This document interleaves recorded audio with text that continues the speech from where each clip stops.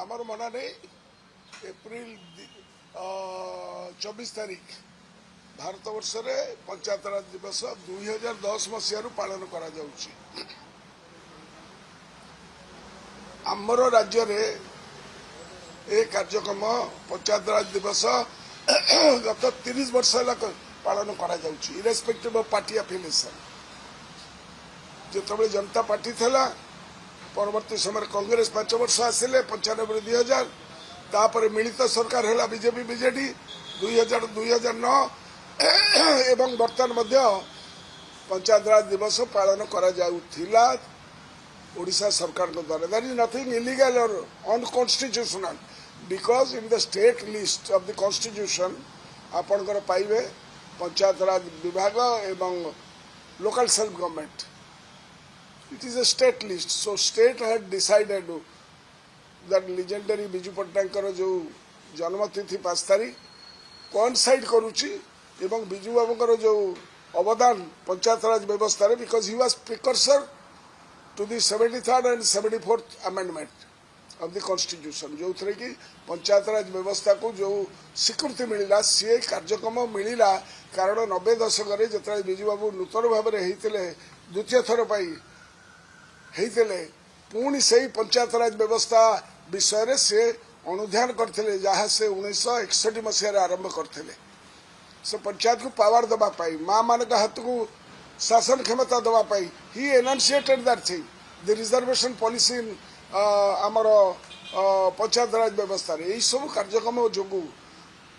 ताकर जन्मतिथि पालन करा जाउथला। It is not a political genius, it is a total apolitical genius. लोकों के हाथ को शासन देवार जो त्रिस्तरीय व्यवस्था सी है आम democracy edifice irrespective of party affiliation जो जिनसा 30 वर्ष आसूला जो ये सरकार 2024 मसीहा जून में जिते आसिले सरकार को से कैलेंडर बदलैले नूतन मुख्यमंत्री हेले तादीरे से लिखिक देले आमको कौन ना नालिया अक्षर लिखिक देले पंचायत राज दिवस 2024 मसीहा और 2025 मसीहा ये दुईटी जाकर जगह ये तो यही सरकार यही सरकार 2024 2025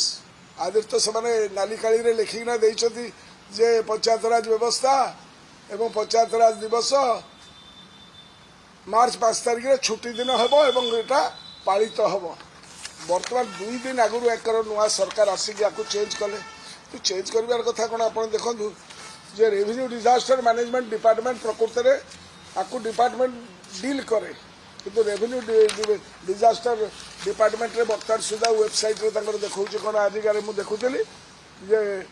5 मार्च है पंचायत राज दिवस एवं छुट्टी दिन। बर्तमान आकर कौ मैंने हेले this obscurantist people those were guiding and advising the present chief minister से those obscurantist elements the main people politicking करुछथि जे बिजू बाबूर अस्मिता को लुचई देबे बोली। Biju Babu is above everybody else. 3टा देशर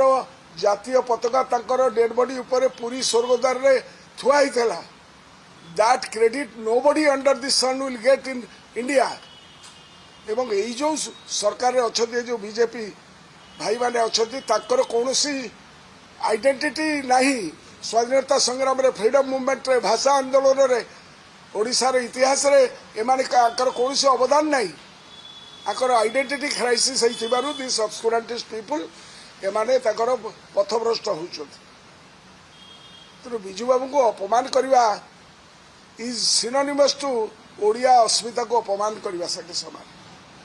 तो जगन्नाथ देश में जो दासिया बाउरी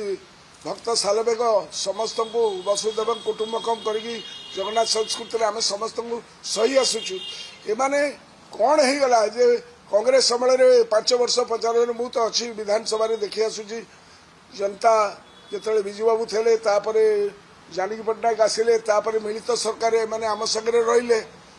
9 मसीहा देखे से तो स्वर उत्तोलन कर आज कौन एमती हो गला जे तुम निजे पब्लिकेशन कर सब जगह जे कथाटी होची बोली कौन है आज कौन पाई चेंज कर तेणु 73rd and 74th amendment जोटा आसला से आसवा पछरे ओडिशार अवदान बिजू बाबू नेतृत्व में होता that is why 73rd and 74th amendment